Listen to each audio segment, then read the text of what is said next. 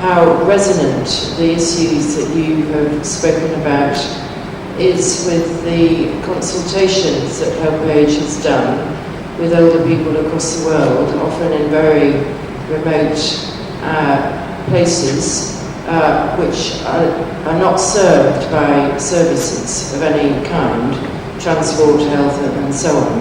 And the issue that you raised right at the end, Martin, about inequality and affordability being key issues of distribution, of sort of redistribution of policy, is really critical here, because the investment in linking people up to the services is what is needed.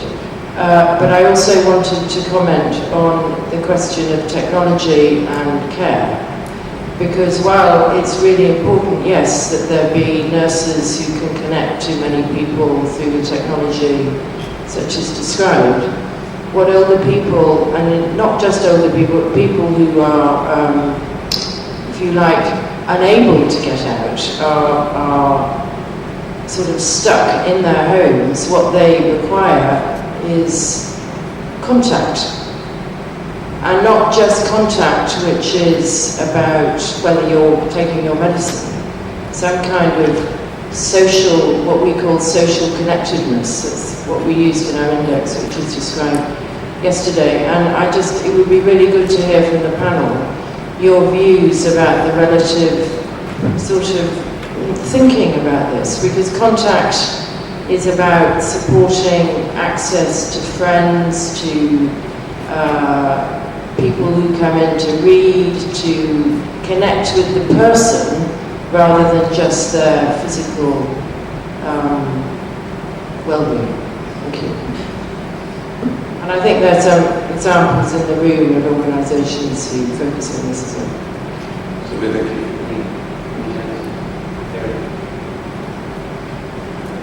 Well, I certainly concur. I spent the first 10 years of my professional life being the assistant director of the 10-county area agency on aging, where we had home health aides and we had a variety of people going out into the communities, and it was a very important part of care, of health, of reduced isolation.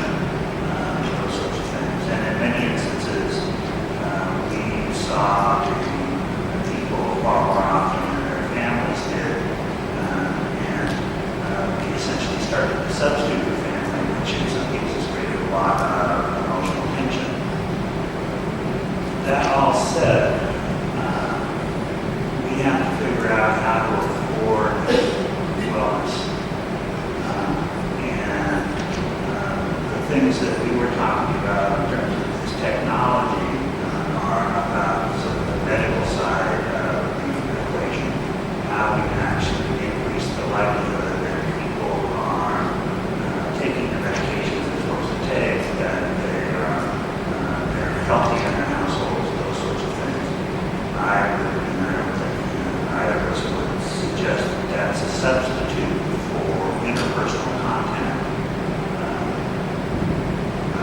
A quick story that I used to be the planning director of the city of Seattle, and there's a neighborhood in Seattle called Broadway, and Broadway had three distinct populations. It had a gay population, it had a straight population with young children, and it had an elderly population. The store was clever enough to know that times in the early population shop, they had elderly clerks. And they slowed the lines down so more conversation could take place. When the gay population shopped, they had gay clerks, because they wanted to be a place that resonated emotionally for everybody who was coming in the shop.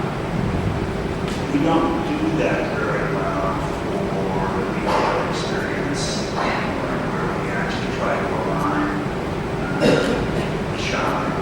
In my experience, people want to get out in order to be out in the street, to actually encounter other people, those sorts of things. Bus rides end up being really important. The subway rides and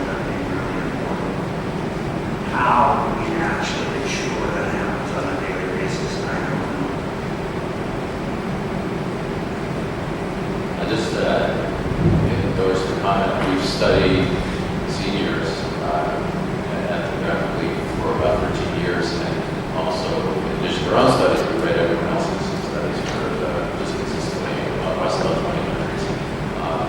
And we consistently see that the foundation would be meeting, connection, security, and health. And if you have a problem, and anyone, the first three that you have a health problem. And just to give you a quick anecdote in terms of connection is where the call centers exist, or where there's a nurse that's checking in on folks. You'll see a surprising number of calls that come in that are actually social check-ins, not really anything medical. It's a flag that the senior doesn't have other social connections going on, but it's a well-done call center, paraprofessionals, caseworkers who have some relationship with their patients. They can detect that the nature of the phone calls has changed, and they're now social calls. You can tell that there's more of that happening, I think, and you can tell that there's a social thing.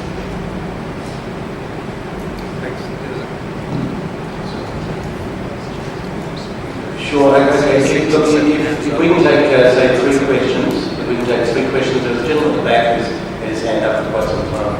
And then another 2, and then we can sort of open up the debate. Good morning. I'd like to take a shot at answering your question, Gary. I live in a planned city that's turned 40, and we're confused about aging. Because nobody built aging in my planned city. So good thing you're talking to architects. I think we need to simplify this. And I guess if I were going to simplify it with one word, the city of the future for older people, or at the micro level, mobility is everything. Take a page, take a lesson from the people with physical disabilities about how their lives have changed and are continuing to change all over the world, because we've dealt with mobility both inside environments as well as in big environments. But my question for the group, anybody who wants to take a shot at this panel, is how do we build a city that thinks about what's going on for older people above the neck? That's we often think about wellness and health and aging in place in terms of everything below the neck, but we don't think about eyes, ears, and especially brains dimension. How do we build the city of the future that is accommodating of disability above the neck? Thank you. I'll take 2 other quick questions. There's another person at the back. Please, I think their hand up. Continue also. I just thought it would be perhaps useful for you to comment on the things that are going on in Europe, in the European Union, should I be absolutely specific. And there's an enormous amount of experimentation in new technologies, particularly geared to older people, which is the AAL, the Ambient Assistant Technology Program. And the program you were just talking about, personalised interconnection between social services and older people in their homes when they cannot be mobile, was really important, but it was personalised using new technological methods. There's a lot of experimentation in Europe at the moment, but you can certainly find it through that way. And I cannot but agree with the previous speaker. But in another way, not just about disability, but about preventative work in the brain. That is to say, actually engaging people in lifelong learning, in activities that actually give them some reason for being active and getting out of their homes or getting in touch. And new technology, certainly for those who are less mobile, is a really great clue to it. But I just wanted to say that as an Age Platform Europe, that we are going to work also on this in the terms of the political will to get aged cities involved in making their environments much more friendly to cities. But it does require an enormous amount of political will to coordinate it, and we are all still very far from that, and it's quite complex throughout Europe. Thank you. Thanks, Liz. There was one, please, over here, Lisa.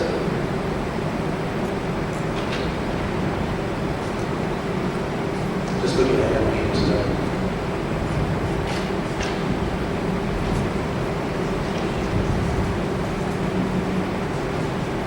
Harrison. That's my name. Executive Director of Self-Help Initiative Group, NGO in Cameroon. I want to put my question directly to Mr. Rian on the architectural issue. Taking into consideration the presentation, I was so happy with it. But my worry is, how do you relate this and what Mr. David also, Mr. Gary also presented? How do you relate this with Africa, taking into consideration the climate change effects in our society now? Thank you.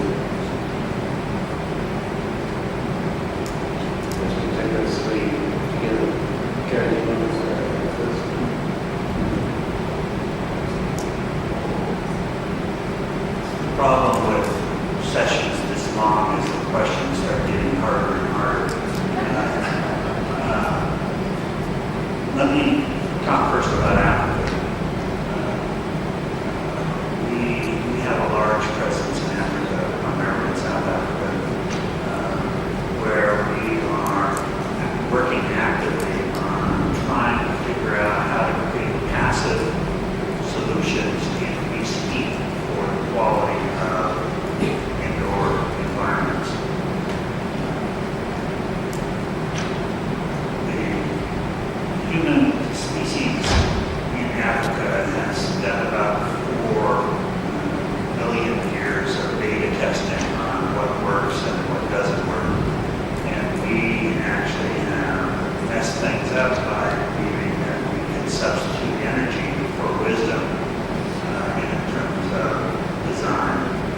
So there is a lot of thinking going on right now on practices in Africa about how to take the traditional, for instance, in north of Africa, the traditional Arab architecture that sort of blew all the hot air out through the middle of the building and left the cool areas around the outside. How to make that work. But that doesn't work where there's a lot of rainfall, because then you get flooding in the building. So I don't have an answer for you. I'm just saying that it is a problem that we are working on very actively in Nigeria and in South Africa about how to create quality housing that actually can adapt to temperature. The other thing I would say about that is that around the world, as climate dynamics change, it will be the forest population that is the worst affected, particularly when they don't have rights to tenure. So we're also working on the legal side of things about how to actually get rights to tenure for ownership, so people can make investments in their property to make them more resilient, because they don't have the resources at the moment to deal with the resilience question associated with climate, because they can't borrow money to do it. That's what we're finding anyway.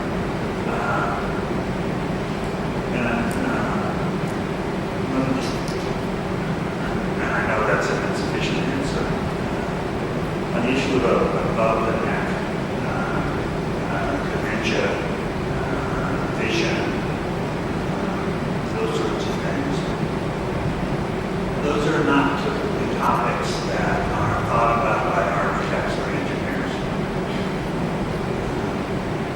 And it runs through a cost-benefit analysis of what percentage of the population actually has one of these conditions and where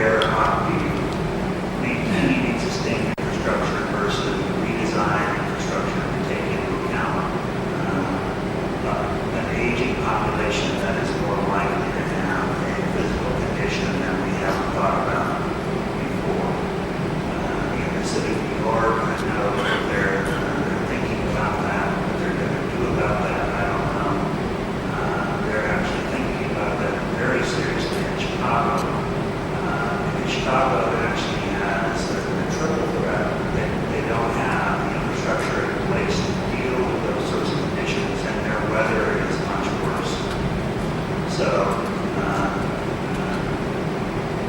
the opportunity for someone with dementia to get lost and actually die due to weather conditions because there's slightly less dense there, and those sorts of things is getting to be a critical thing for the Department of Public Health. So I know they're working on that, but again, these are questions that all need much more rigorous look. In the U.S., at least, the lack of support by the federal government for research into issues related to the lives of older people and how to make urban reforms work better is a critical issue, because the private sector, though, is perfectly willing to participate. We don't do that kind of basic research that's necessary to come from universities and cities. Thanks. Let me from a technology solution perspective in Africa, we see most of the efforts which make sense are focused on using mobile technology inside their international to bring information and support to mobile care workers who go from location to location, be it prenatal, pediatric, drug maintenance, drug compliance, a whole range of other senior care. And so the technology piece that is moving, NGOs are a major funder of that kind of activity in partnership with the country governments. Mobile technology and mobile services to shift the skills and the information out, much like the example that John Beard shared yesterday, where there's information down in the village much more informed action can be taken. Related to the brain, I wasn't quite sure whether the question was medical or living with dementia or engagement in meeting oriented, but just really quickly, it's from a medical research perspective, the tools that the scientists are working with are advancing incredibly rapidly, and it's the capability of the tools that creates the opportunity for medical discovery. And so if you think about microbiologist, a friend of mine said that the researcher is looking for his keys in a dark parking lot. And so he looks where underneath the street lamp, because that's where the light is. And so the technology is moving very fast, and so that light is more and more lights are shining in the parking lot, and the lights are getting brighter, but there's still a whole lot of gas. So the researchers can't discover that which cannot be seen by the technology. And so I'm hopeful that the continued rate of technological advance in medical discovery will enable researchers to finally see something that might shine on and be a back on that would then turn into an intervention, treatment, or cure. And in terms of living with dementia, you see location-based technology and video surveillance being used to provide assistance. And in terms of talking about more of the staying engaged, meaning and having meaning in one's life, and having social connections are two very neurostimulating aspects of living. And so things that can be done to support and empower the seeker in those dimensions of finding meaning and pursuing their meaning, pursuing their interests, and staying connected and renewing connections. That's going to be a primary driver to maintain mental health in the absence of mental condition. And there are many other questions, so I don't want to take too much time, but I just offer two perspectives very briefly.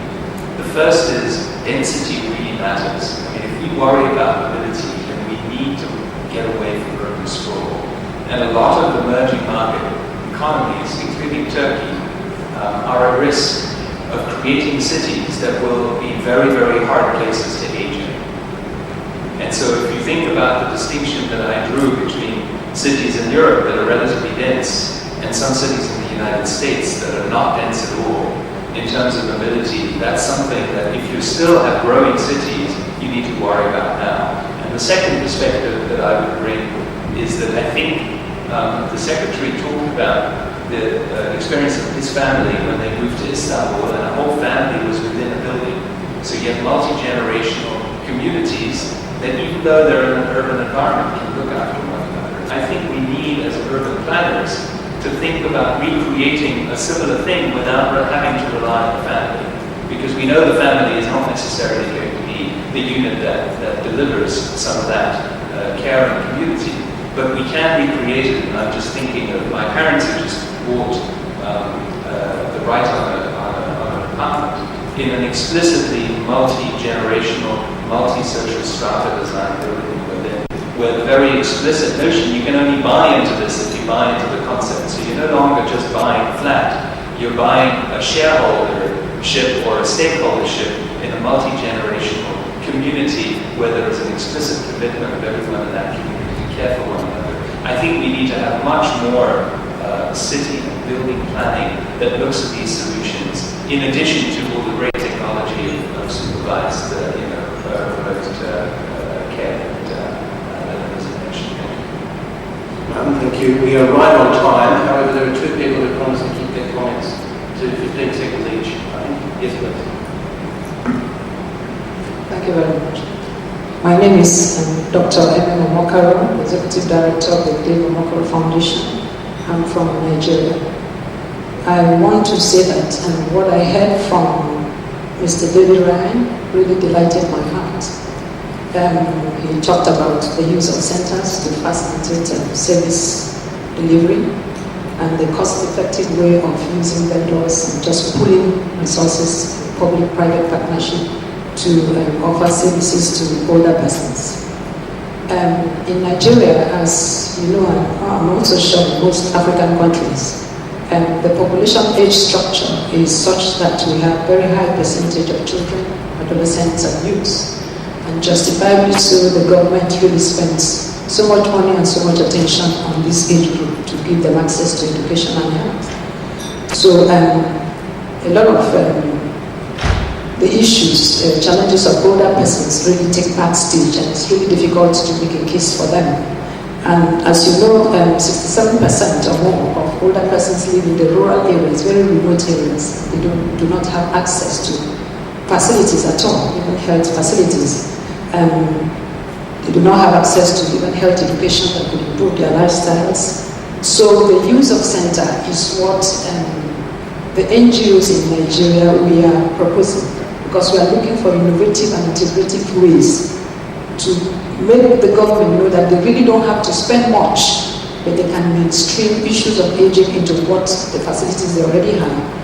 Because as it is now, we have community centers up to the rural areas, saving women and saving children, in primary health care and all that. So your innovation and your suggestion really sits well with us. So the question that I want to ask is that the problem we have is in the technical aspect of it. Should we have centers to save older persons?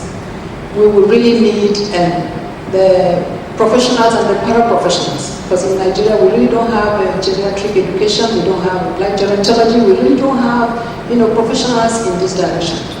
So what we need now, we need training in this area. So we need to train our health workers, we need to train educators. So I want to ask, since now aging is a global issue, and we come to conferences, we rub minds, we seek technical partnership, and we really need help in Africa. Is there any way that Intel, Global Coalition on Aging, Health Age International, Grandmakers in Aging, could provide technical partnership, even DESA, United Nations, in this area? Because we need training. We really need to train our nurses. We need to train in every aspect, so that when we are able to push, and we have these centers, because really we are pushing, we must have these centers in different rural areas. How can we depend on you who are already up there and gone ahead to help us in the technicalities of training and getting us to stabilize? Thank you very much.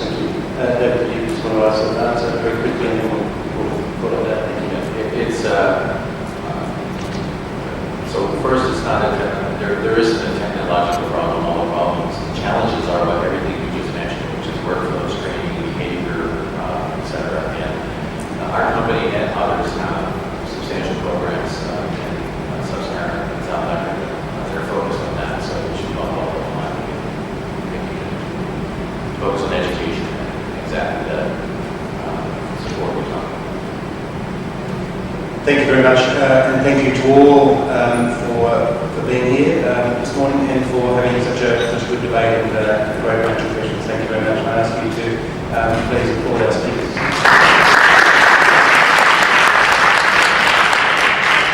And I want to present you.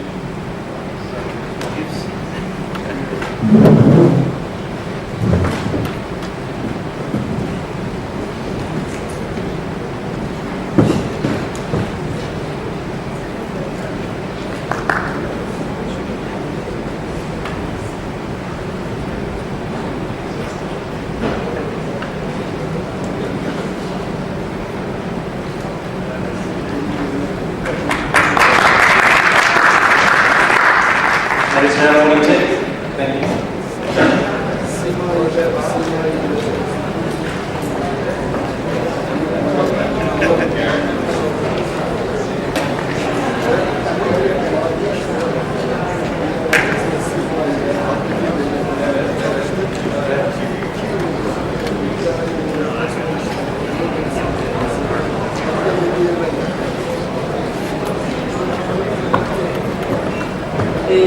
We are going to start our panel on evidence to action now and proceed with our speakers. The debate about the use of evidence in policy stirred up hot discussion among academics, policymakers and practitioners as well as non-governmental organizations. The need for a shift in the language from evidence-based to evidence-measured and informed policy is a fact. This is an academic group who will be talking more on how we can base our policies on evidence-informed criteria.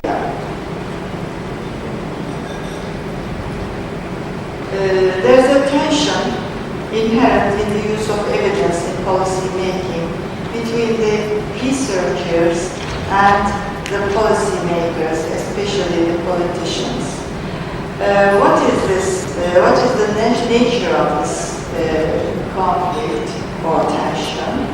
Is that researchers keep contributing new valuable evidence for more sensitive and flexible policy making, while policymakers, once they launch a policy, would like to turn to other business.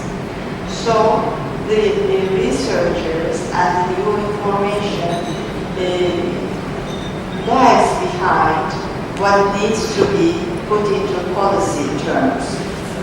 And researchers provide direction towards the needs of the future, while policymakers, especially the politicians, are mainly concerned with present-day needs.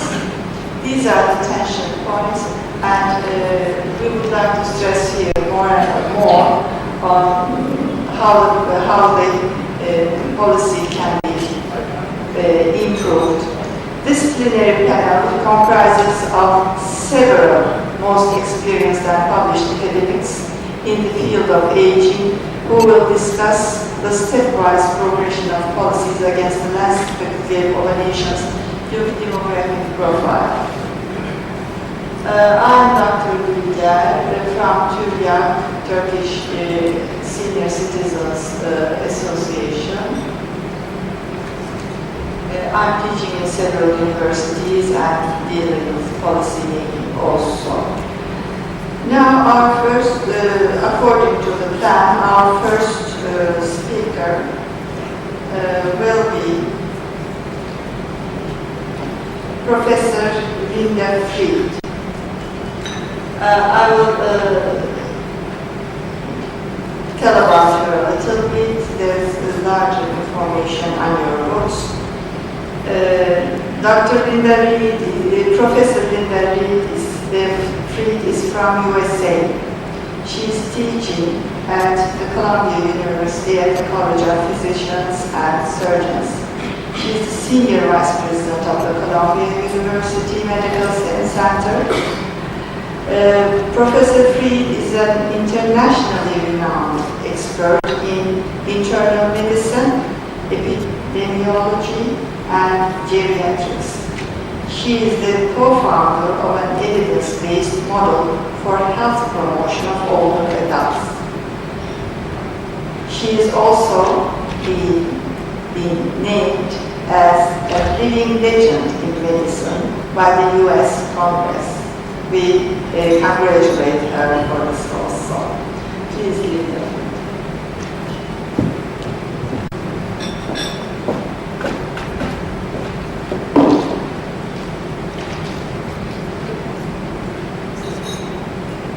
Good morning. This has been such an exciting morning, and I'm very honored to follow on the speakers who laid out so much evidence as to what the opportunities are, as well as the necessities for an aging society. I was asked to talk about one evidence-based model that I have been engaged in developing theory for and bringing it to reality over the last 20 years, called Experience Corps, which is designed to really harness the opportunities of an aging society while meeting some of its needs. But before I talk about that, I'd just like to reflect briefly on the implications of what we've already heard this morning and in the prior days. So there was someone this morning said that the evidence that is being put in place is adding light posts to our large parking lot so that we can see what it looks like and what the opportunities and issues might be. And that is a very important statement about the role of evidence, is to see the whole landscape. Because of course we are challenged by the fact that the entire world is on the verge of a new stage of human history that we have not lived before and don't have a roadmap for. Namely, how we move into a society of longer lives and construct it in a way that is optimal. And that is the point we are at. And we do not have the evidence, and we don't have the history. And so the role of creating knowledge is, of course, critical to be able to make some selections and serve as a rudder for us in guiding this ship. But I would argue that in the face, on the issues of longer lives in an aging population, evidence for policy plays an additional critical role because it serves to shed light on our fears and our assumptions. And after working in this field for many, many years, it seems to me that there is much policy that is imagined or put into place based on fears, assumptions, or presumptions, which when evidence-based light is shed on it, it turns out not to be factually accurate. And so if my statement is true, then we're in danger of creating policy based on inaccuracy. I'll give you a few examples.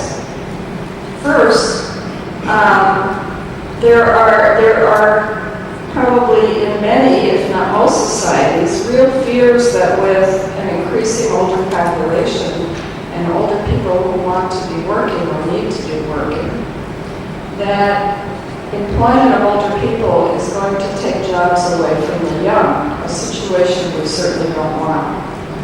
But in fact, there is a small body of evidence, not enough, but a small body of evidence at this point that suggests that is not the case. That is not what happens. That actually older people working creates economic strength that has the potential to increase jobs for the young. But our fears would suggest the opposite. We also worry or assume that older people as workers would not be productive. And yet again, there is an increasing body of evidence, some of which we've heard today, that not only do many businesses or governments need older workers and the experience and maturity that they can bring, but they actually are not just as productive as when they were younger, but bring additional assets.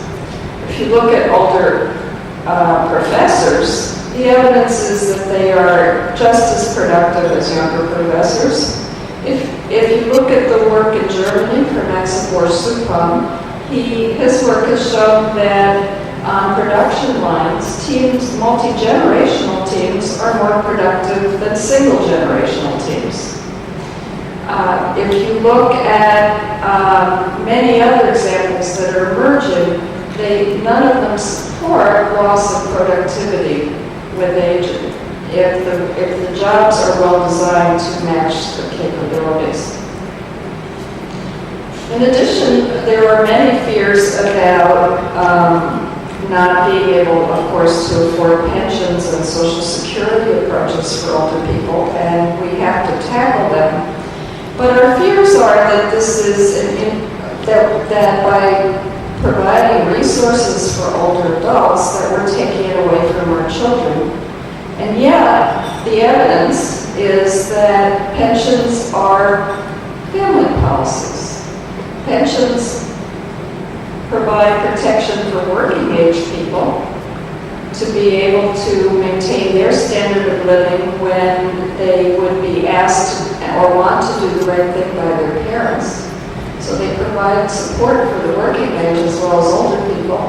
And similarly, cross-generational transfers are going on all the time. So, for example, the pension experiment in South Africa, which was conducted in rural townships, indicated that in the rural townships where grandmothers got pensions for the first time, compared to rural townships in which they hadn't yet gotten those pensions, that the older women who got pensions, their granddaughters, were taller, weighed more, and were healthier and stayed in school longer than the grandmothers who didn't get pensions.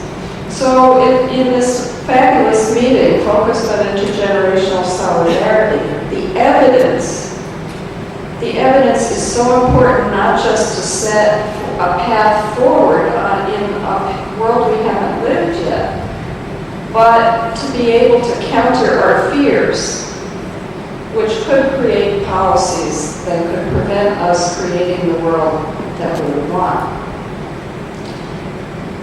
So,